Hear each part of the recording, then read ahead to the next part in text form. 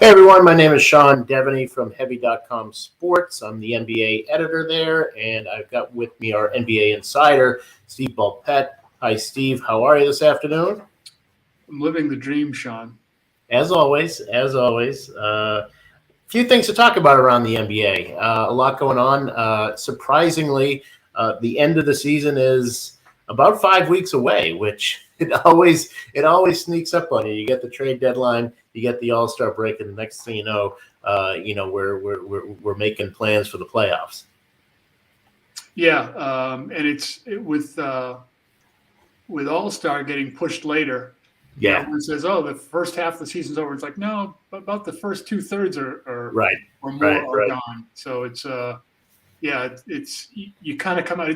The NBA season's kind of weird in that in a good way, in the way it drags you along.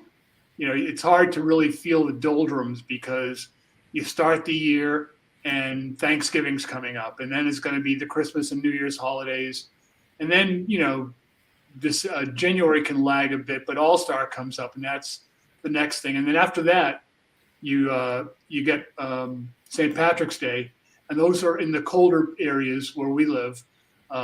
Those are like the first kind of nice days creep in. Yeah. Well, then the snow, if it does come, doesn't last long. So and then next thing you blink your eyes and it's playoffs. And here we are, down right into the stretch. I think a team that's been interesting this year and is interesting at this point. They've won 12 out of their last 14. That's the Miami Heat. They've had a lot of injuries throughout the year. They've had a number of really great stories that have emerged, whether it's Caleb Martin. Gabe Vincent has been terrific for them.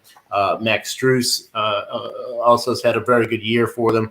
But they get a little more depth on Monday night when Victor Oladipo finally is able to come out and play. What do you kind of project from him? Is he somebody who you think can help them, or is it maybe a little too late for him to be effective? No, well, put it this way: they think he's going to help. Remember.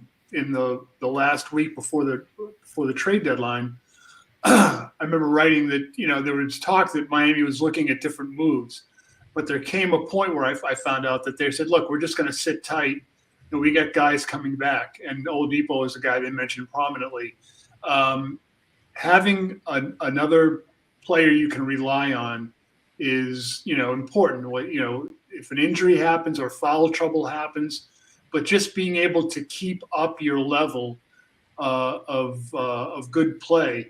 I mean, the Celtics are going to run into that issue perhaps with being able to have the consistency throughout their rotation. A guy like Oladipo helps Miami keep that consistency.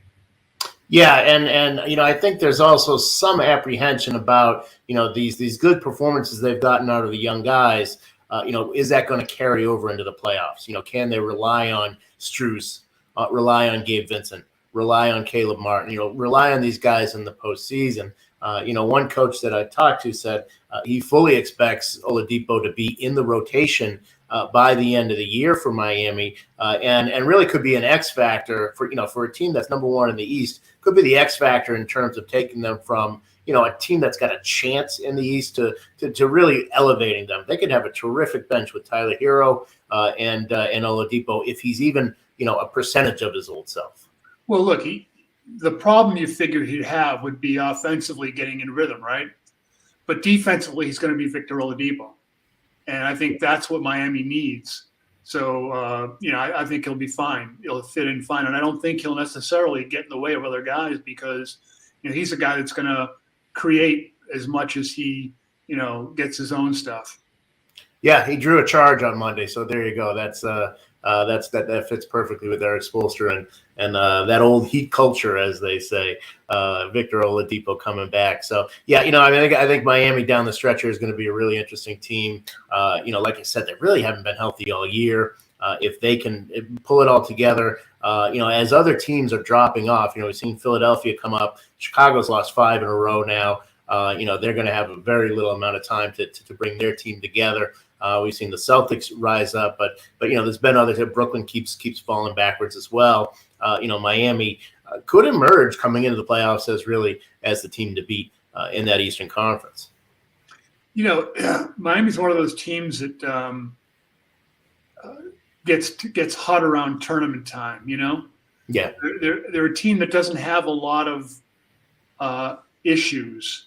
You know what I mean? The guys seem to understand where they fit on their food chain, and they avoid a lot of that stuff. Whereas other teams can run into those things. But they're a team that just seems to you might overlook them a little bit because they don't have star, across the front line or across the starting lineup. But they've got guys that just play well, and even more importantly than that, play well together. And they're tough.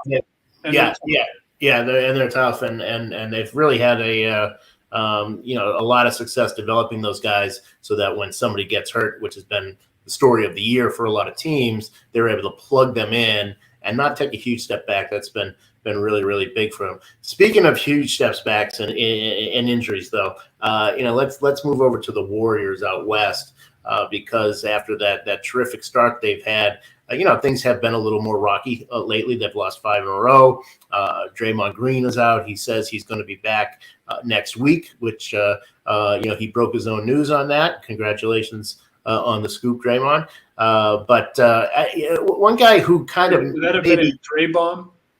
A Dre bomb. There you go. Yes. I never know what you're going to come up with, Steve. Klay Thompson. Neither do I. That's true. Klay Thompson, though, he's the guy who I think is a real key here. They had high hopes for him. I think that nobody thought he was going to come back and be right away. I think they thought eventually he'd get there.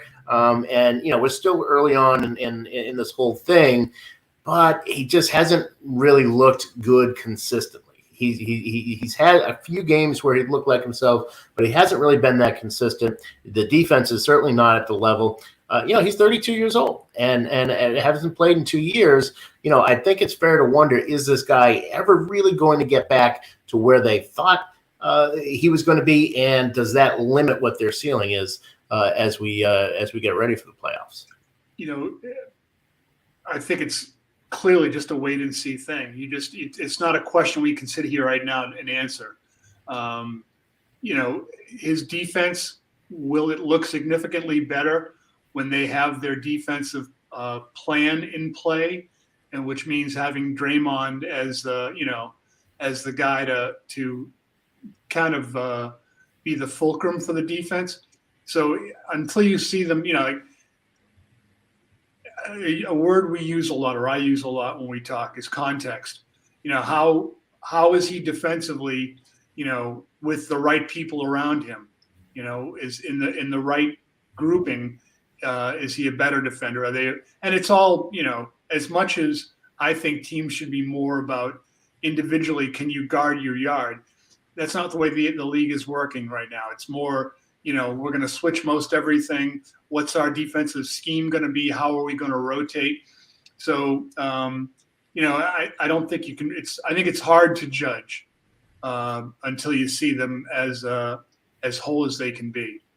Yeah, I think there's no question that he could, get back into some kind of rhythm offensively. Defensively, I'm not so sure. He just looks, to me, a little slow. And with the injuries that he's had, and at age 32, you don't usually get better. You don't usually improve from there. So that's my big question. Sean, that could be a case where he might have his struggles defensively this season, but getting a summertime to A, rest, B, rehab more properly from a better starting point, he could be significantly better next year.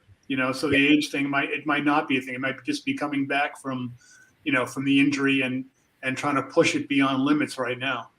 Yeah, and in all honesty here, you look at him and he is averaging 16.5 points, which that's not bad. 41% shooting isn't great, especially by his standards, but that's not bad either. when you consider that he shoots mostly 3-pointers, and he's making 37.1% of those, which is around the league average, a little above average for the league. Not on his standard. So at least I think you can look at him and say he is an above average shooting guard at this point, which what he's been through the last 2 years, for him to get to that level at this point, I think you got to at least tip your cap to him for that. I would agree. I mean, and again, it's. I think they've got a bunch of parts that that haven't played as much together. I mean, you're bringing Klay back, and that is a significant addition to your rotation, and he's playing now without Draymond. So you need to get him back and see how that works. And the young guys that they've been fitting in, how's that going to look? Are they going to have enough time to get in because that's very much a rhythm team. Yeah. And are they going to have enough time to get together? That's the question I would have for them. If they do, and it could be just a case of if they can, manage to stagger through a first round series, even, if they can go 6 games in a first round series, it may test them a little bit. It may give them a couple of gray hairs, but it could also be the preparation that they need to get their act together and move forward. Yeah, and Klay Wiggins has obviously had plenty of time to get used to the Warriors system. We've seen the kind of year that he's had, but he's never played with Klay Thompson. Klay Thompson's never played with him, so that's something that the Warriors are still ironing out in terms of how those two guys mesh together. It's funny because prior to our taping this, I just filed a story on the Nets and Sean Marks, and one of the things that Sean and I talked about, the other Sean, was they got to get their players back, but they need time to get things on the computer chip, to get things to become instinctive with their movements, and that will be a challenge for the Nets. But if they get it together, and if the Warriors get it together, then watch the hell out. Yeah, it's certainly something that when you look at what their talent level is, and you certainly look at the way they were playing at the beginning of the year, it's not inconceivable that they'll get back to that level, and they'll be, obviously as dangerous as anybody in the West. I think they'd like to move up, and if they can get back into that number 2 seed, that would be ideal. So they don't have to. You mentioned sort of figuring it out in that first round of the playoffs. You'd rather not do that against Denver. You'd rather do that against one of the play-in teams for sure. Absolutely. Yeah, no question. Hey, I'm Sean Deveney from Heavy.com Sports. I've got Steve Bulpett with me. We're talking a little NBA. We got one more thing to cover, Steve, and this has been sort of one of those rumor mill things that's probably going to go on for the next 8, 9, maybe 24 months for all I know. But that's Donovan Mitchell in Utah. There's been indications that he's not happy, and will eventually ask out. He says, well, that's not necessarily true. But the way he always frames it is interesting because he says, I'm focused on getting this team to the playoffs and having a run. He doesn't necessarily say, I love Utah and I want to be here forever. So, that's one reason why there's excessive speculation. But, one of my favorite things about the NBA is excessive speculation. Wasn't he a guy from Eastern Europe? Didn't he play with the Timberwolves for like about 3 years ago? Excessive speculation. Yeah, that's right. I think he had bum ankles though, right, and had to go back to Croatia. Yeah, remember the Celtics? Who was it? Trade exception. They were going to retire the number of the trade exception. And there were times where that was the best player the Celtics really, the most promising entity that the Celtics had. Look, I think, when guys like Donovan Mitchell, they see other people moving at will almost, and if the Jazz hit a dead end this season, then I think there will be talk about moving this piece, moving that piece, and it won't just be coming from players. I think there's going to be a certain sense upstairs that they got to do something else. And when you have guys who have value, then, that's when to make a move. But if what they have as a collection is not going to get past what's ahead of them in the West, then you got to really think about that. Yeah, you can only beat your head against the wall so many times where you say, maybe I should stop beating my head against the wall and try something different here. Look, he's averaging 25.7 points, 4 rebounds, 5.4 assists. No question what his talent level is. What do you think the market would be for him in terms of, compared to, elite level players? I don't think he's quite on that first tier, but what could probably not like a Paul George kind of package, what the Clippers gave up for him. But what would you see as sort of an asking price when it comes to Donovan? It depends a lot on what he's kind of come in at contractually. What's he going to be? What's his slot going to be down the line? He's got a 5-year deal. He's only in the first year of it, so that's going to be pretty well. But you're also going to have to make that commitment to him. As a young guy, you're probably going to be willing to do that.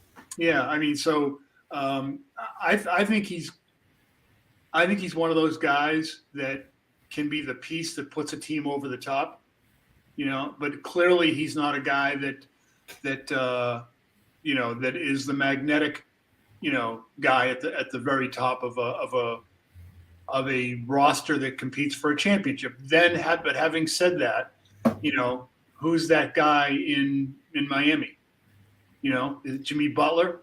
Who is a very, very, very good player. Is he one of the guys that gets mentioned for first team all league, one of those elite types? No. So, again, what's the situation he's going to go into? If he can be with the right mix of players, then he can be huge because can shoot from the outside, gets to the bucket, willing and aggressive defender. All the things you kind of want. But where does he fit in what you need? Yeah, well, let me ask you about a couple of situations. Some things that have been bounced around. William Wesley, Worldwide West, as he's known, sort of a power broker behind the scenes over the years. Now with the Knicks, there's word that he wants to get him in New York. You'd have to have something that was built around, something like R.J. Barrett and Evan Fournier, and then you'd have to have some picks involved. One of the things that the Knicks probably don't get enough credit for is they got a lot of picks. They could really put together a pretty good package. They've got Dallas's first rounder next year. They've got all their own first rounders going forward. They haven't given up any of those. They've also got 4 second rounders next year. And one of those is Detroit's, which could wind up being, some teams prefer to have the first pick in the second round. You can be a little more flexible with that contract rather than, the 27th pick or something. So they'll have Detroit's second rounder next year and in 2024. They've got a pretty impressive package of picks that they could put something together. But as you're saying, is when you want to bring in your championship piece, is Donovan Mitchell that guy? Well, here's the thing. I thought that Evan Fournier was going to be really big for the Knicks this year, but he goes to a situation. He's the kind of guy that plays really well when your offense is moving and the ball is popping, because he can, he'll run and he'll cut and do all those things, and he's good in rhythm with those shots. But it hasn't worked out consistently there because they got guys that give me the ball and I'll go make a play on my own. And they've got far too much of that. I think it's what's cost them a lot. But if you were to bring in a guy, if you could get a guy like Donovan Mitchell, give up what you got to, that's fine. And I think that would be, as opposed to bringing in Kemba Walker with injury issues, excuse me, of course, a lot less of a risk financially. But, I think Donovan Mitchell would be a very good pickup for for the Knicks. I just, we'll look at it from Utah's standpoint.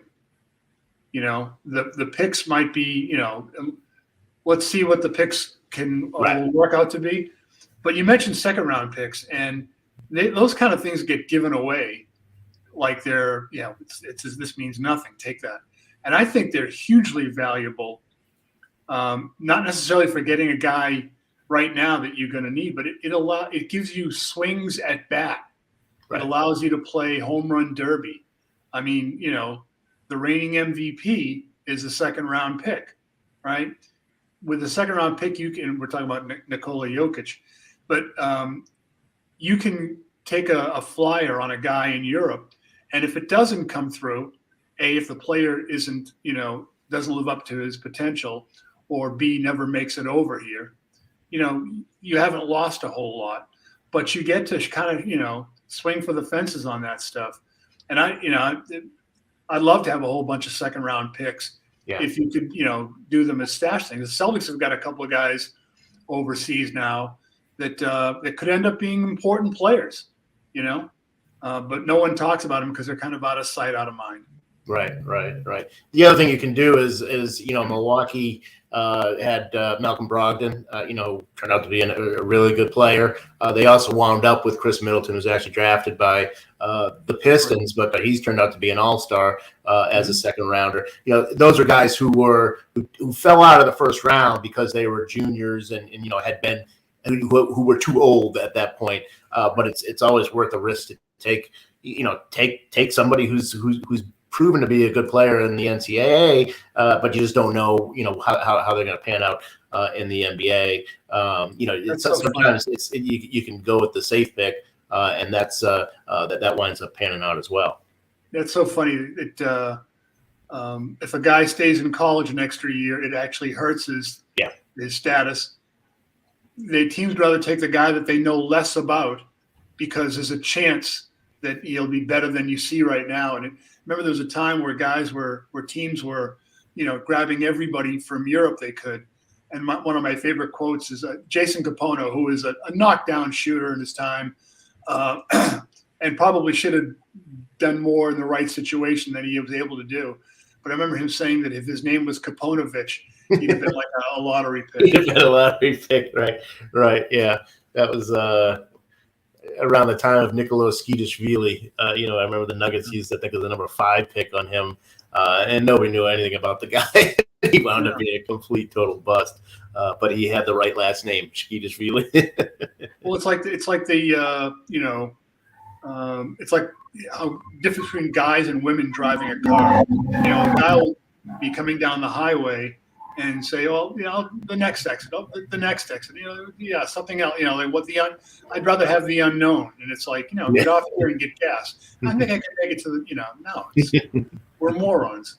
But and I think that's how teams draft a lot. It's like there's this possibility here. Right. The next exit might have a Chick-fil-A.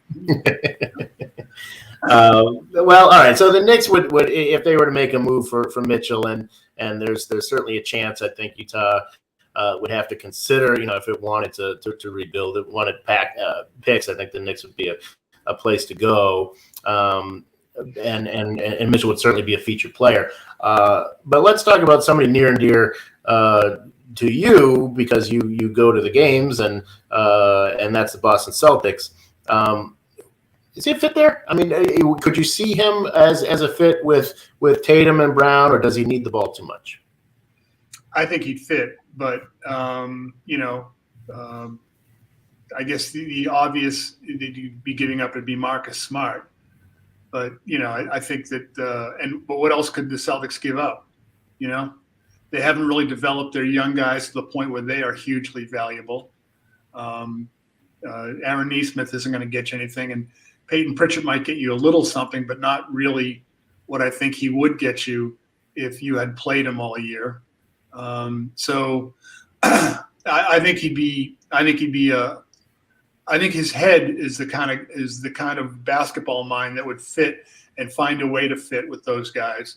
But I think you'd also see the Jazz saying, okay, yeah, we'll trade you Donovan Mitchell, but we're going to want Jaylen Brown. Yeah, right. So I think they'd be holding out for something like that. I think they'd need more than Marcus Smart. Yeah, there's probably a handful of teams in the league that really wouldn't want to trade for Robert Williams, and the Jazz would be one if in fact they kept Rudy Gobert as well. Obviously if you trade Gobert too, if they're doing a complete teardown, then maybe you'd take Rob Williams. But I don't think if you're the Celtics, I don't think you can trade Rob Williams. Yeah, I think he is. I was going to say maybe his numbers aren't as flashy, but his numbers are ridiculously good if you look at them. What he's giving you every night. On the stat sheet for the minutes he's playing. First of all, incredible stuff, and a lot more consistent than people had expected. I think even at the start of this year. So he's and he's such a key to what they do defensively, that he's able to get out on the wing and guard there. But beyond the numbers, when you're watching him every night, you see, okay, the shot blocking numbers are really good. But then you see during a game how many shots he alters, and that's off the charts. Yeah. On the other hand, if it's a matter of giving up Rob Williams to get Donovan Mitchell, do you do it? I don't do it. You don't do it? I don't do it as much as, because what about the health aspect? They've been very fortunate with him in terms of health. That's a question. And maybe if they know something we don't know about the long-term fitness of Rob Williams, sure. But here's the thing, and I'm not saying that Rob Williams is as on the basketball food chain is at Donovan Mitchell's level. But if you're the Celtics and you trade Rob Williams, you've got to replace that. And how are you going to replace that? How different, the replacement cost, and even finding a guy that can do that, what he does or approximate what he does, I think would be ridiculously difficult. Yeah, he has been such a critical. Look, the Celtics have turned it around for a couple of reasons. Everyone's going to look at Jason Tatum and his willingness now to pass the ball and just be part of an offense instead of pounding it up top. But the things started changing with the Celtics defense, and that involves Rob Williams, but also involves Al Horford, being the inside rock that allows Rob Williams to roam. But that defensive element is huge, and that's something that I think, whereas people might still wonder about the Celtics' fitness for the postseason, that defense is what I think internally kind of gives them a level of confidence. Yeah.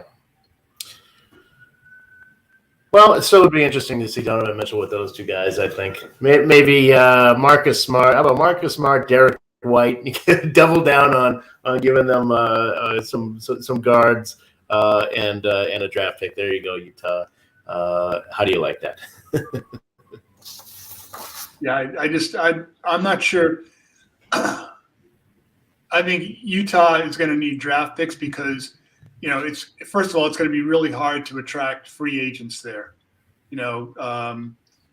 and so you want young players on favorable contracts. But if you get enough of those guys, look what Utah had become in the last couple of years, right?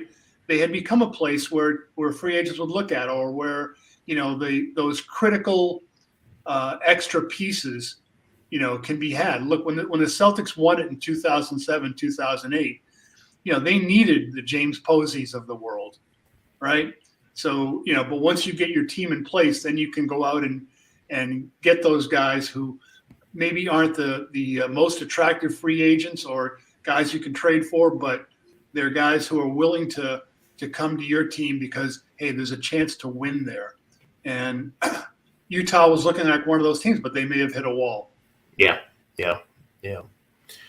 Yeah, they've got Mike Conley obviously is not getting younger either, so they're going to have some hard decisions to make, and Mitchell is certainly going to be in a position where perhaps he could force their hand as well. So that'll be something to watch this summer, and probably, like I say, if it doesn't happen this summer, then I'll probably just keep watching it for, I don't know, 2, 3, 4 years.